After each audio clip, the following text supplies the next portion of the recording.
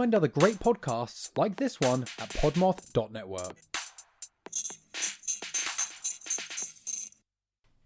Do you have a hunger for cinematic horror? Do you enjoy the thrill from seeing boogeymen, beasts, and butchers go about their dark work? Then all you need to do is speak of the devil, and the devil will come to you. Speak of the Devil is a podcast for all movies that have anything from demons and poltergeists to serial killers and the supernatural. I'm Kayla. And I'm Taylor. Join us as we embark on a journey through the dark recesses of horror films, from the classics to blockbusters and everything in between. New episodes come out every Wednesday wherever you listen to podcasts. We're not scared of anything. Are you?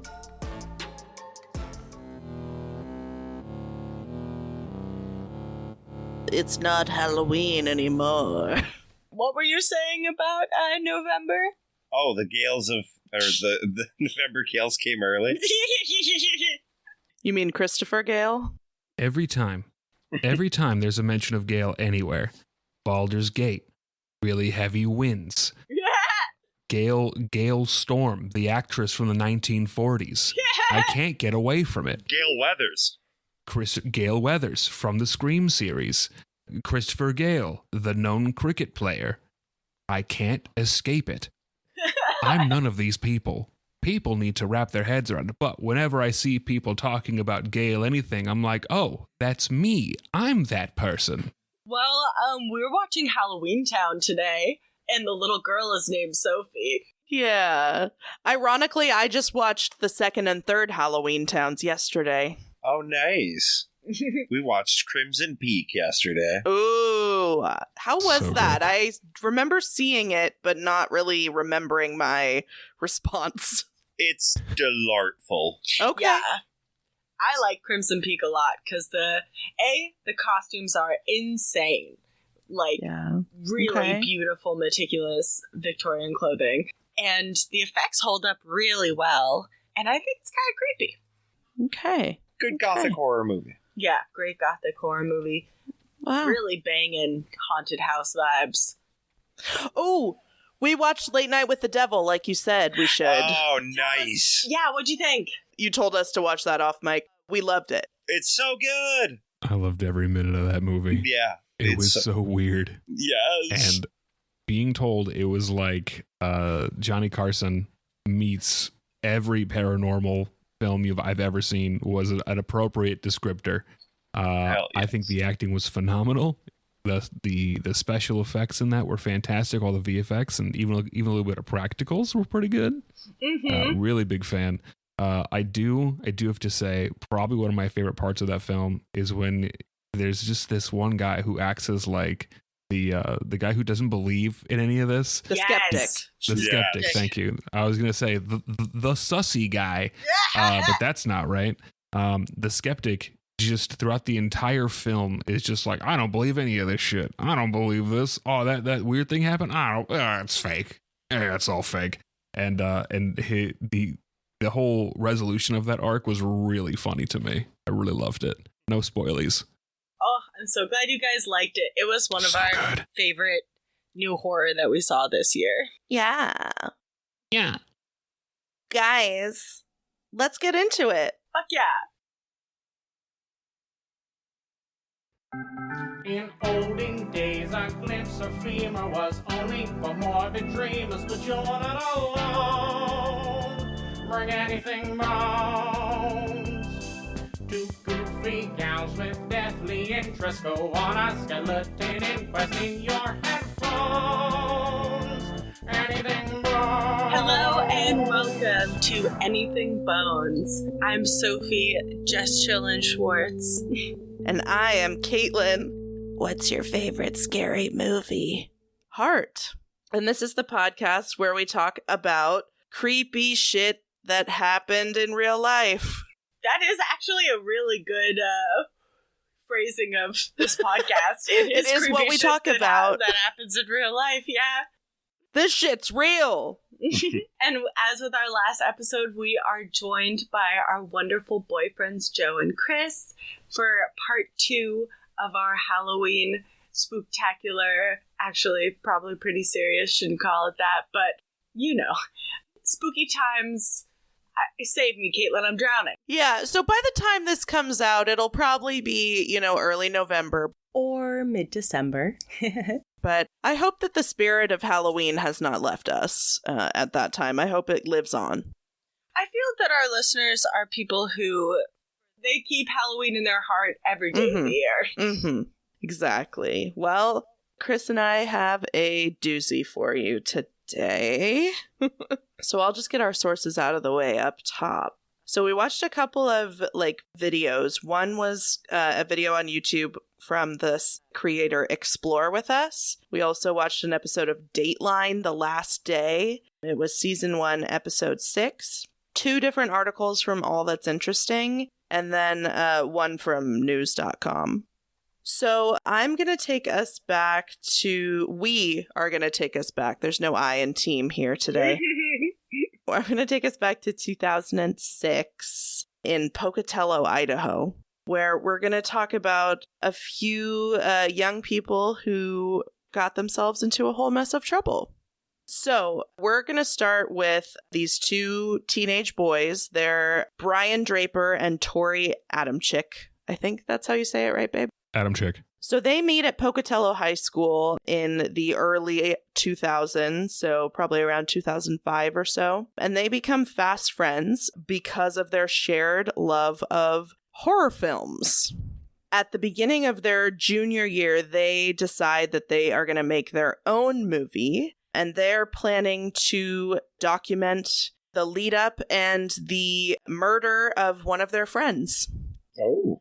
Oh, God. So that's what we're dealing with. So they create a death list of potential targets, and at the top of their list is 16-year-old Cassie Jo Stoddart. Like I said, she's 16. She's known to family and friends as being a responsible, straight-A student. She is the victim in all of this, and it's just horrible how things go down. And a lot of this, it's 2006 when this goes down, so a lot of this is on camera. Wow. On September 22nd, 2006, they take their camcorder to school with them, pretending that they're just filming something for a project or just for personal use, whatever. And so they film themselves wandering up and down the halls, and the recording hones in on Cassie, who's standing at her locker looking for books. They're talking to her and just saying hi, Cassie, I don't really remember exactly what was said because we have seen this video, but basically they're hey, say hi to the camera. And she's just kind of looking at them okay, whatever. Little did she know that would be her last day on Earth. And they planned to kill her at the time of this recording. So they were recording her just to be creepy, and I don't, that's not even the right word, but you know what I mean? They were recording her because they were going to kill her. Sadistic. That's horrible. So the recording, which police find later on, so that's why we have all of this, it cuts to Brian Draper and Tori Adamczyk in the library talking about their plans for the evening. Brian Draper says in one part of the video, quote, "We found our victim, and sad as it may be, she's our friend, but you know what? We all have to make sacrifices. Our first victim is going to be Cassie Stoddart and her friends." End quote. There's something extremely wrong with these young boys. And no surprise, probably, to anybody in this Zoom chat or listening at home, they were obsessed with the Columbine shooters. And they wanted to emulate them because the Columbine shooters had also filmed themselves in the lead up to their massacre. Draper also said there's just a little bit more, just to get a sense of what this video is like. You can watch it for yourselves. It's really disturbing, though. He says, quote, "I've always wanted to make my mark on the world and stuff, and this is a good way to do it. To combine my love of horror movies with my love of wanting to be popular and famous. Like Eric Harris and Dylan Klebold," Adamczyk adds with a smile. And those are the Columbine shooters. It's so upsetting that instead of thinking, I'm going to write a horror movie or I'm going to change the world by making art that is horrifying to reflect how I feel, they're going to harm people. They're going to actually end somebody's life. When you're a teen, you don't realize, the consequences, But I also think, like, when you're doing it for fame, I think there's something very wrong in your mind. Definitely. I mean, to kind of put in perspective, these guys are as old as I am. And I also am a big horror guy. I have been since I was a little kid. And so hearing them talk in this way is like, you can't help but form these almost similarities to, oh yeah, I also grew up on this film. But, you know, clearly I'm still a fairly well-adjusted individual. And seeing them kind of jump down this rabbit hole of, oh, well, this is the only opportunity to really make something of myself is kind of, it's almost boggling to the mind. Like, how do you get to that point? And kind of to follow with your point, yeah, it's like I wasn't thinking these same thoughts, exposing myself to a lot of these films. It ended up being, oh, I'd love to write my own script. I'd love to understand these things. And it's like at the time that they were planning this, I was going into like learning about film and like trying to find what I would refer to as a much healthier avenue for some of these thoughts, you know, separating the reality from the imaginary in the situation is kind of that dividing line. Yeah, that's excellently put, that, you know, the emphasis on a healthy outlet and also understanding reality and consequences, and valuing other people's lives. Yeah. Bearman. But yeah, like, I don't enjoy the stink that it puts on horror movie lovers. I don't remember which case this was, but I was listening to a podcast where they were talking about how a certain killer really enjoyed the music of Slipknot, and that the media clung on to that. Of course. I was just laughing to myself, being like, I love Slipknot. Yeah. I love horror movies. I love Slipknot. Yeah, right? It is interesting to point to those similarities, and even deeper ones, like, you know, things that happened in childhood. But, you know, it's the choices that you make after the fact that separates people. So we're going to jump over to a little bit more about our victim in this situation, Cassie. So on September 22nd of that year, she was actually house sitting for her aunt and uncle, just a few miles away from where she lived in Pocatello. Knowing this, Draper and Adamczyk decided to, you know, plan a little visit, try and figure out what their night would really look like, especially with their plans earlier on that day.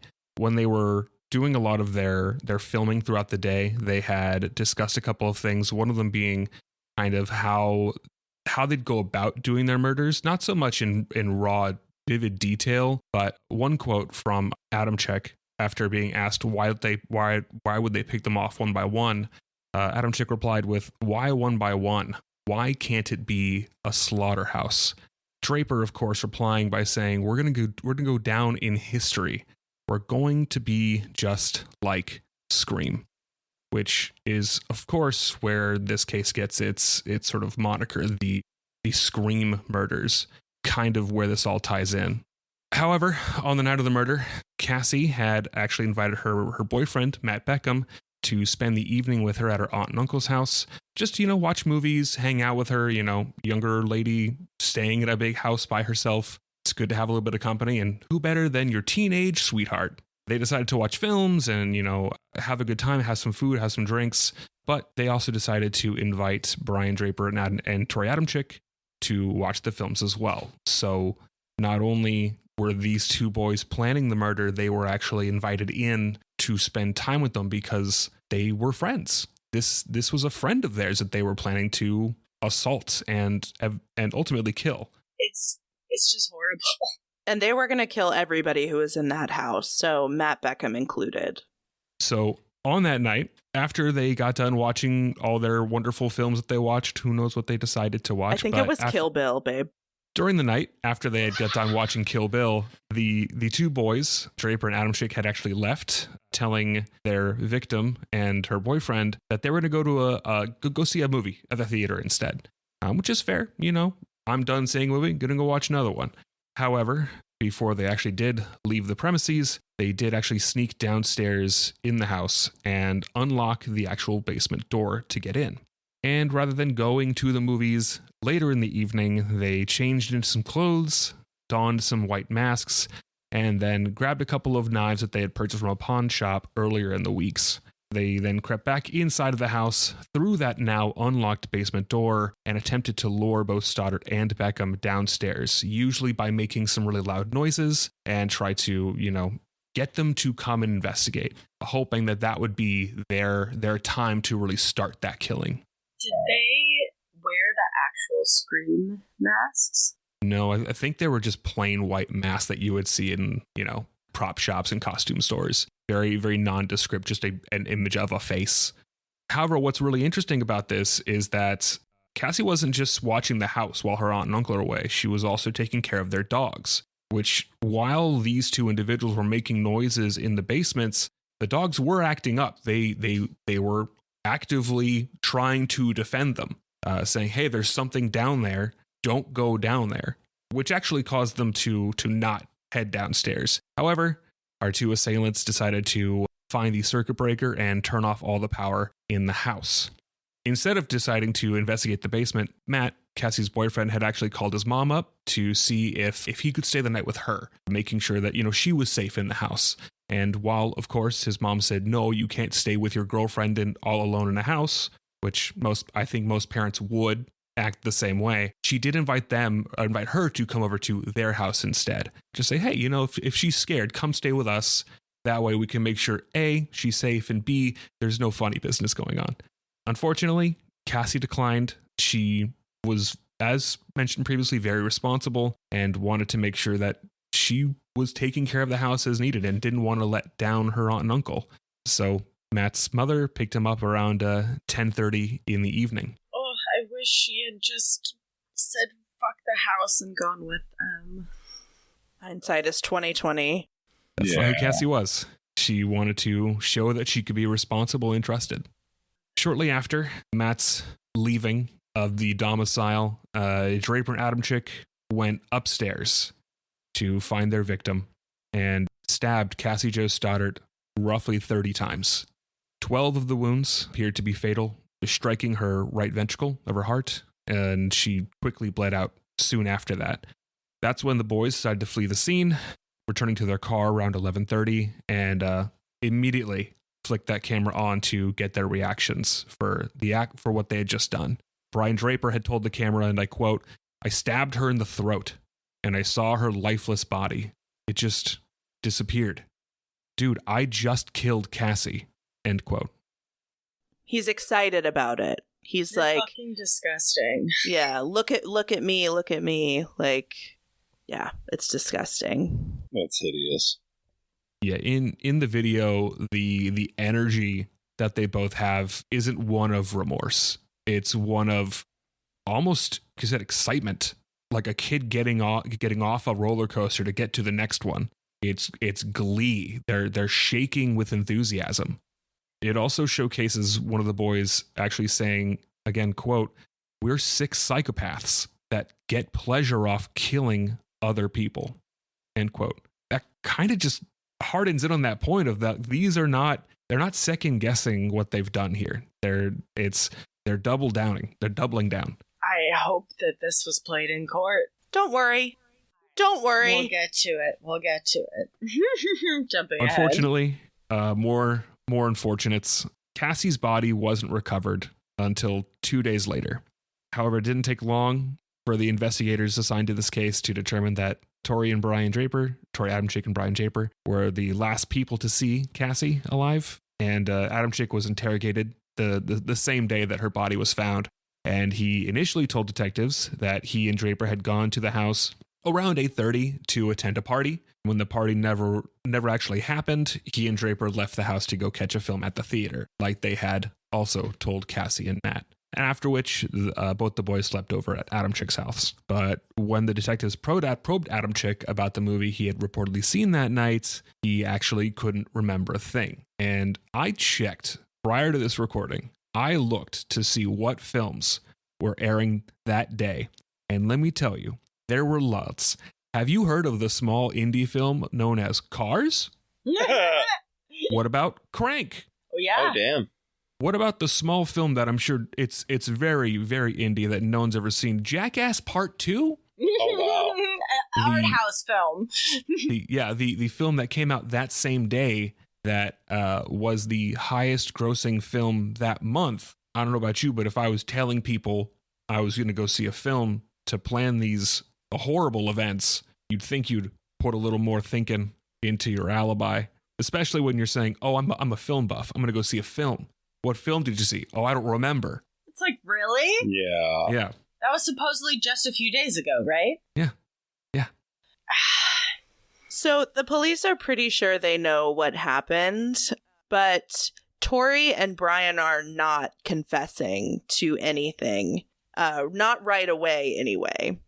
I believe the first person to break is Brian Draper, but not before he just straight up lies his ass off, trying to make it seem like, he's minimizing his role in this. He's pretending to feel remorseful when in reality we know what he was making, what film he was making as all this was going on. Like, there was no remorse at that time. It's only after he got caught that he suddenly was, very upset by all of this. And you can see that in the episodes, the Explore With Us video and the Dateline episode that I'll link. Yeah, you can see he's a pretty good actor. I'll give him that. Like, it's almost convincing that he feels any kind of human emotion in this moment, but he eventually caves and he leads police to a huge just stash of evidence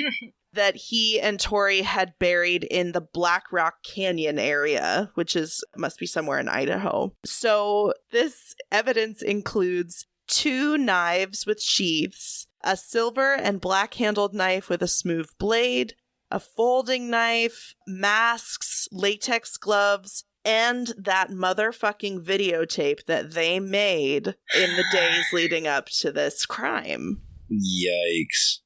I believe in one of the videos it said that they had tried to burn some of this evidence, but they were able to, put together basically this videotape that police were able to watch, and that was able to be played at the trial to get a real sense of what actually fucking happened that night. Oh my god. Wow. So they were both minors when this happened. They were 16 or 17, but they are tried as adults because fuck them and their attitudes. Yeah. That video, as I said, was shown to the jury. Does anyone want to guess what the defense had to say about this? The movies made him do it?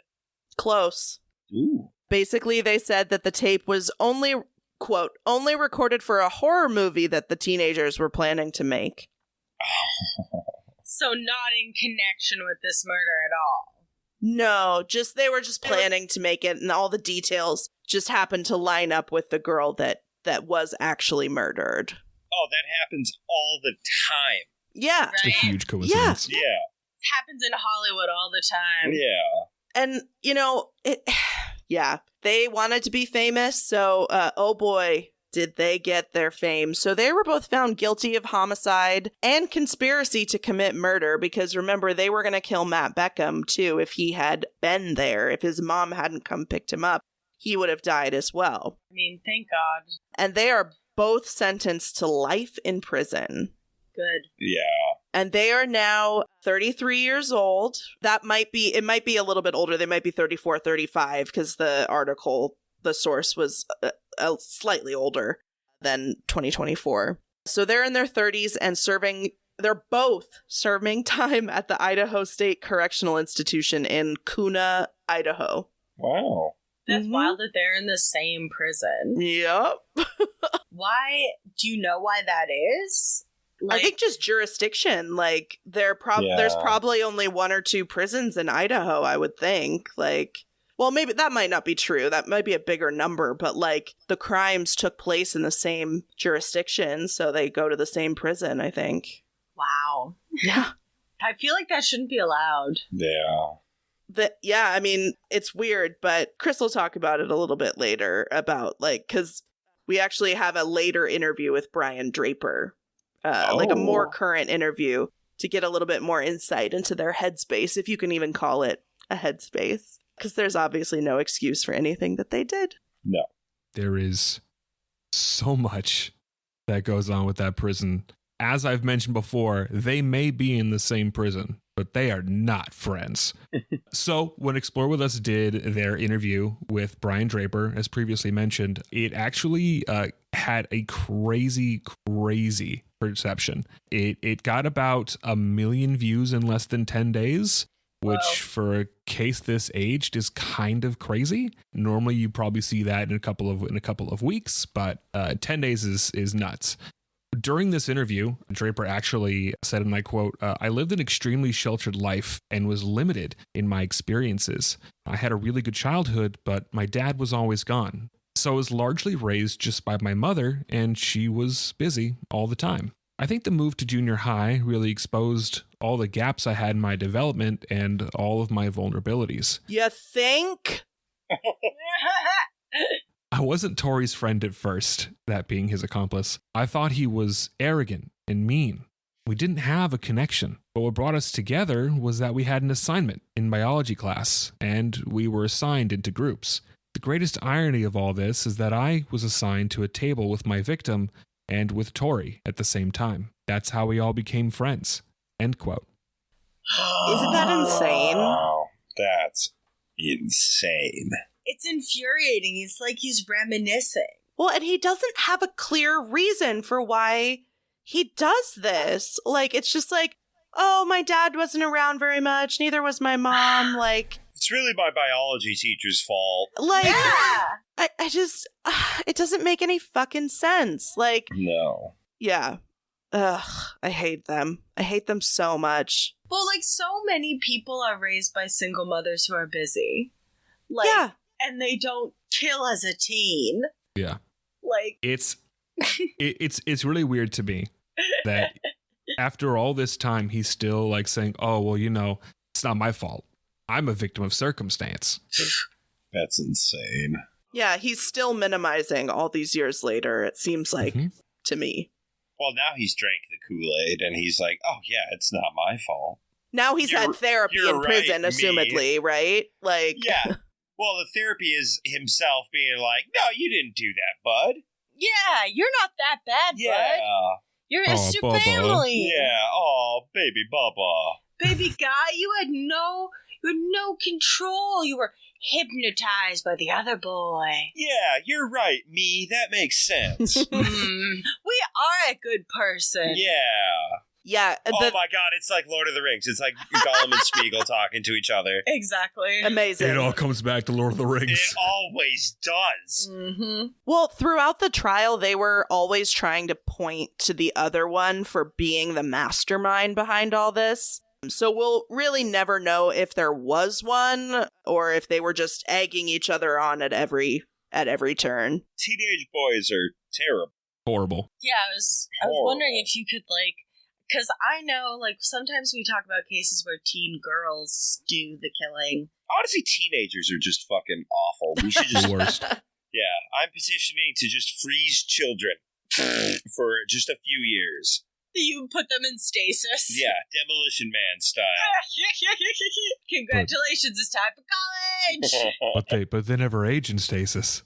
We're not solving a problem. We're making new ones. We're just pushing it on to the next generation. Oh, then I'm fine. Much like Demolition Man. Yeah. Much like Demolition Man. The young Sandy Bees of the world can take over for us. Yeah. And they'll still never figure out how to use the shells. This guy doesn't know how to use the shells. We were just talking about the seashells. He's talking about the seashells. So during all this, our good friend, our good boy, Draper, he did insist that his friendship with the co-murderer, Adam Chick, was not very deep, but that they only bonded over their talk and love of horror films. When he was asked if there was any warning signs that people might have missed about their personalities prior to committing this heinous act, he talked about his infatuation with Columbine and the Columbine shooting itself. He recalled the exact moment that the pair had talked about the possibility of taking someone else's life, probably in that, how did they feel doing this act? Like, what do you think was going through their heads? Trying to think critically about the situation, which I can understand. What do you think they were thinking of? Like, what made them get to that point, kind of a thing. Yeah. However, quote is, we were skipping an orientation assembly in my junior year of high school. and we were hiding out in the bathroom, he said. We were mimicking the movie Scream, and he asked me, Brian, you ever thought about doing something actually real? And I told him I had. I'd been reading about Columbine and thinking about that. I was at a very vulnerable place in my life, so the worst actual possible thing that could have happened to me was meeting Tori. Blame, blame, blame. He's like, I am a perfect boy, angel boy. If I hadn't have met Tori, I would be a beautiful baby bouncing around society. It's all that damn Tori's fault. Yeah, they definitely love to point the finger at each other. But it's like, again, like, there are a lot of points about this case that hit close to home, you know, for everybody. Some people on this podcast were once teen boys who loved horror. Still are. But some of us were young girls who loved tragedy, you know, and we're obsessed with, say, the Titanic. Anastasia. Yeah, just those dark, extreme things. But it's the step of going across that line of, like, what if we became the perpetrators? And it's so fascinating what pushes a person or gently leads a person to think that way, you know? It's the biology teacher. It's really the biology teacher. Dissecting frogs does something to you as a formative youth. Yeah. It was squids for us. We did squids. I did a squid a couple times. Being a man who grew up in the Middle East in my high school years prior to moving back here in 2006, I got to dissect a goat head. It was not a good time. Yikes. Oh. Yeah. It was very weird. I did a lamb's eye. Or no, sheep's eye. Sheep's eye. Same, yeah. My private school biology teacher was like, hey, you guys want to learn about dissection in brains? And we're like, yeah, teach, that sounds dope. Let's do that. And then he's like, here you go, plop, goat head. Crack it open like a walnut. Yo, teach. I'm sorry to keep this version going, but how did you open it? Hammer. It was not a good sight. It was very gross. I feel like that was not a good teacher.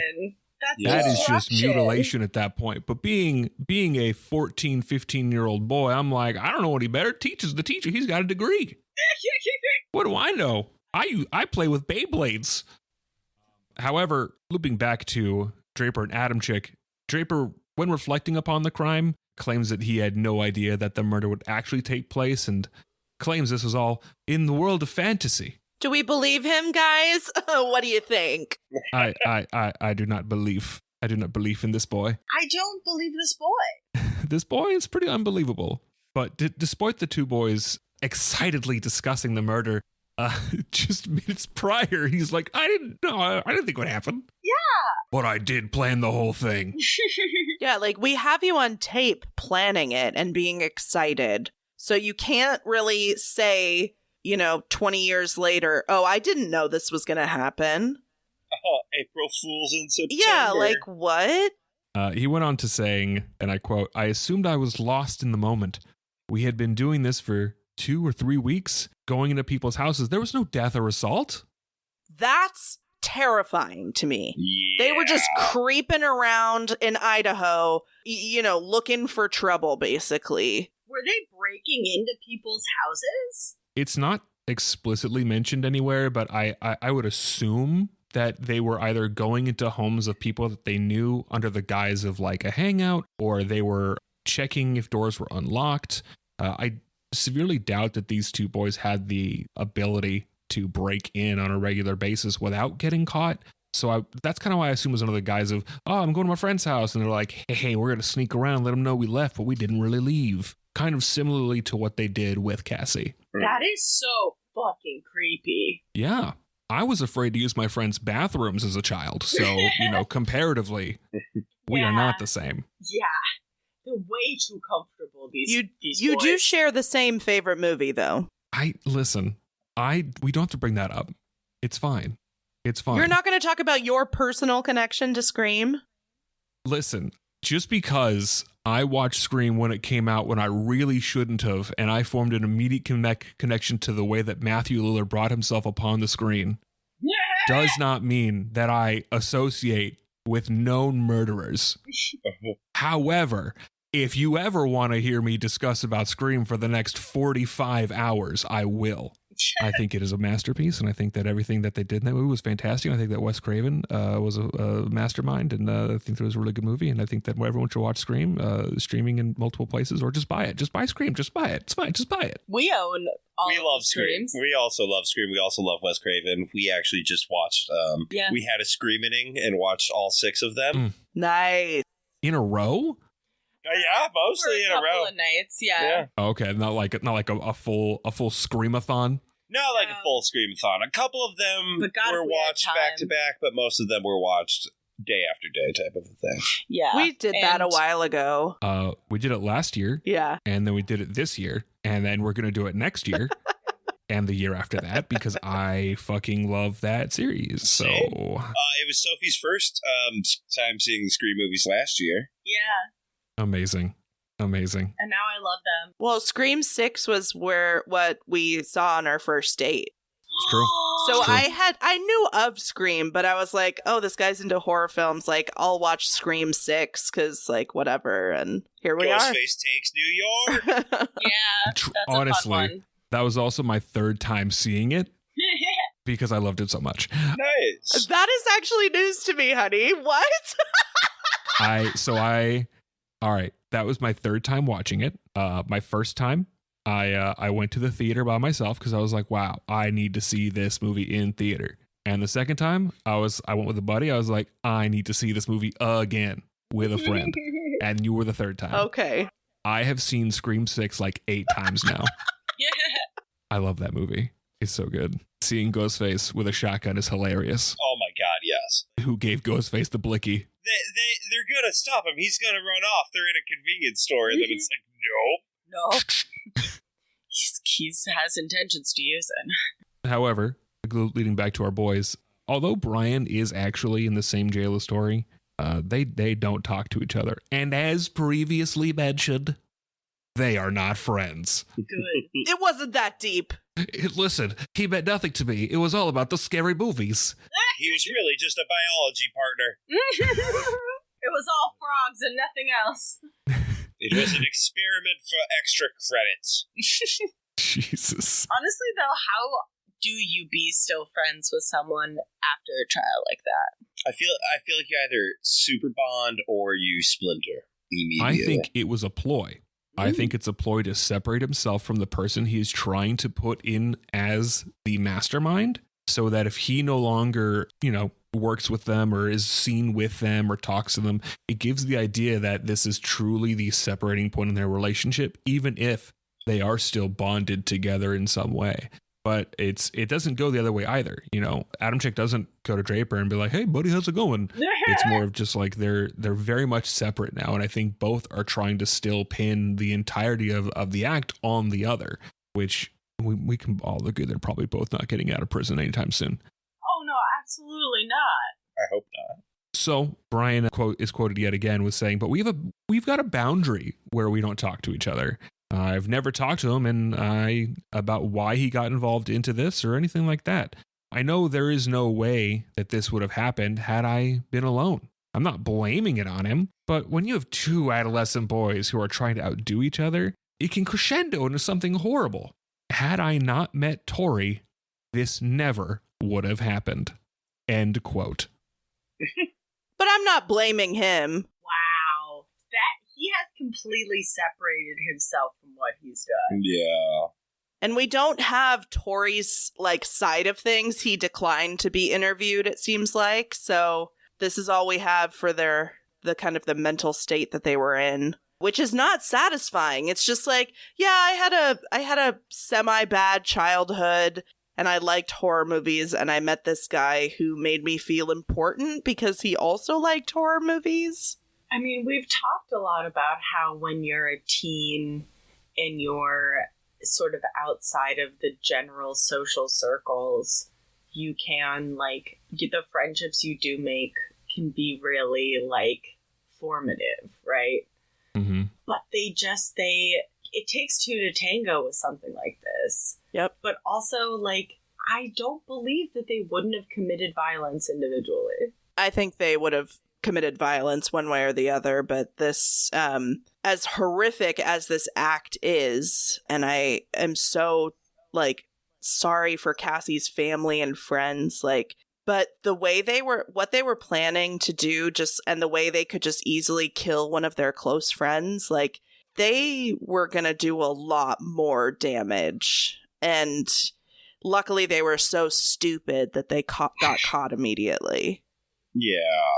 I think it's really pronounced with their level of stupidity and Icarus-style behavior when we didn't mention it earlier, but in some of the videos they took, they were actively calling out the FBI, actively calling out other killers, saying, to the FBI at least, we beat you. Can't catch us. We're too good. Me being 16, I'm too good at this. You know, there's nothing you can do to stop me. What's done is done. I'm the best. And to the other killers, they were acting like this act of them recording would have been used as like almost like a guidebook on how to get away with these murders, assuming, oh, we've already succeeded. We're never going to get caught now. And yet, with how confident they were on camera, off camera, they were still incredibly scared. It seemed they like mentioned previously, they burned all their tools. They tried to burn the videotape. Like, they tried to remove themselves from the situation with that level of confidence. And I think that kind of is even kind of exacerbated in earlier videos that they have. Again, you can watch all the linked content, and it'll have all a bunch of these interviews or, you know, side by sides with these two guys. And it's one of them. Adam Schick appeared to be very almost like an type A personality. Very like, hey, don't do that. That's stupid. And Draper would kind of fall back and say, oh, no, you're right. I wasn't doing that. That's not what I do. No, I'm cooler than that. I'm tougher than that, you know? And being an adolescent boy once in my life, I can attest that there are those personalities that if you were sort of like a front runner in your quote unquote group or pack, it's like people will backtrack because they're still sort of conforming to what the rest of the group, or in this case, society, wants you to be doing. It's very interesting to kind of see that from a behavioral level.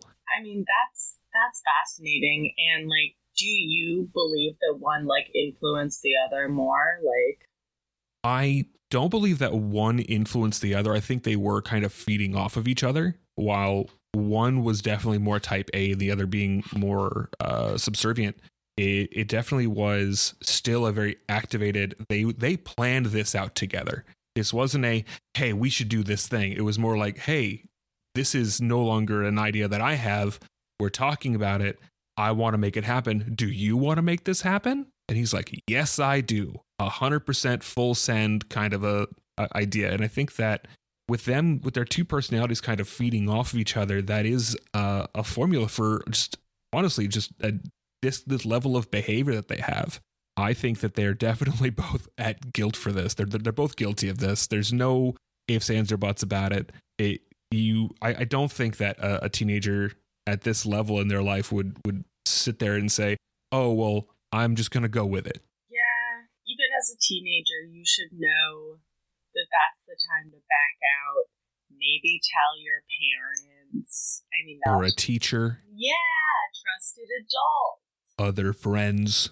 Yeah. It's so wild if you watch the interview with Brian Draper when he's like freaking out, pretending to be remorseful. I think it's because his parents are there in the interview room with him and the police. And I think he's trying to put on a show for his parents more than anything. When like on the video, he's so confident, like, oh, look at me. I'm, the FBI can't stop me. And then he gets into the actual interrogation room and his parents are there and he's reduced to this little blubbering idiot.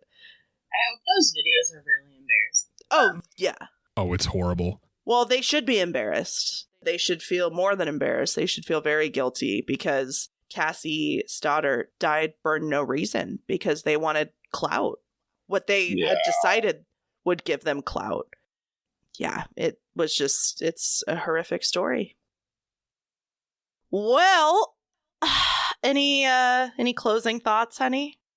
Watch the Scream movie. Don't commit murder. Don't commit murder. Don't be a prepubescent boy. If you can help If you can help it. If you can help it. some If you had to people can't. choose, Yeah. if you had to choose, you should instead be a hippopotamus. Just saying. Always. Boys, I have to know, right now in this moment, what's your favorite bone? I would have to say my favorite bone is the humerus. Okay. I'm going to go femur. Because you can Mm. use it. Good bone. Yeah. Good bone. Long Solid bone. bone. The long The bone. long bone. You can use it as a club. That's true. That's true. Yeah. Do you know you can use any bone as a club if you try hard enough? That's true, but some are more effective. True. Some you need bones attached to other bones to be effective. Yes. I wouldn't want to club you over the head with like a finger bone, Yeah. but many finger bones attached to perhaps the femur? Ooh. I believe the femur is the strongest bone in your body. It is, yeah. Also another reason it's a good club and bone. Mm-hmm. You can reuse. You're not, one and done. Yeah. Chris, you look like you're processing something. I was trying to think, is the skull one bone? No. It's not. No. It's separate pieces. Yeah. Huh. Because it starts off soft. Then it fuses. Yes, my love. Yeah, and fuses, yeah. Are we going to mention the fontanelle on every episode this year? I hope so. Don't squish the top of the baby's Please, head. yeah, leave it alone. It's very vulnerable, that baby's head. Yeah.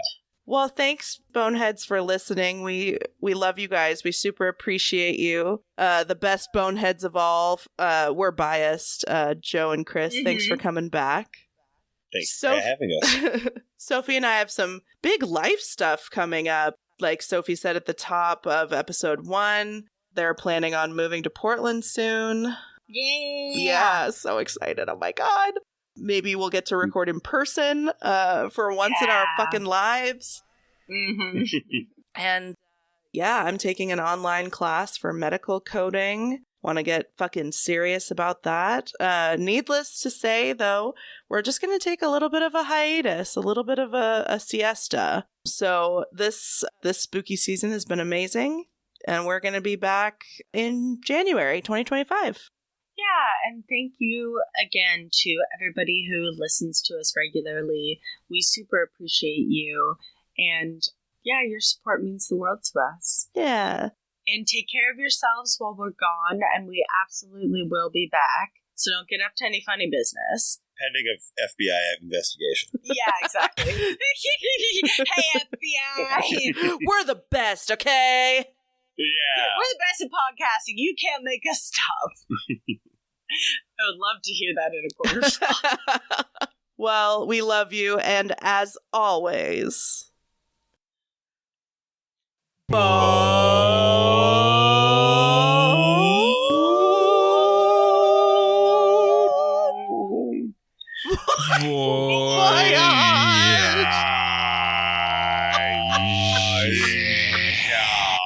Did that upset your dog? Because it upset our dogs.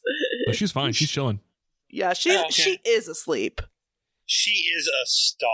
Thanks for listening to Anything Bones. Follow us on Instagram or Facebook at Anything Bones Podcast, or email us at anythingbonespodcast@gmail.com. Thank you to Nick Kruger for our spooky music and Stephen Vetteroff At Chubby Scrubby on Twitter. for our jazzy vocals, and thank you to Camilla Franklin At Camilla Strader on Instagram. for our beautiful bony artwork. Please rate, review, and subscribe.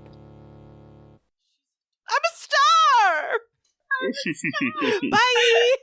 Bye. Bye. Goodbye.